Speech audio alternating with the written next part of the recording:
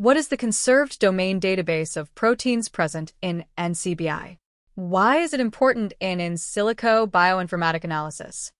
NCBI CDD, conserved domain database analysis, is a bioinformatics approach used to identify conserved functional and structural regions, also known as domains, within a protein sequence. Using tools like NCBI CDD from National Center for Biotechnology Information, researchers compare a protein sequence against a curated database of known domains to predict its function, evolutionary relationships, and potential biological roles.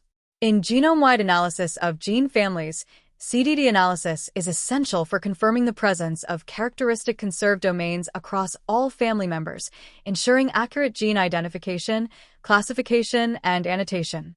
It also helps distinguish closely related genes, understand functional diversification, and trace evolutionary patterns within a gene family across different species.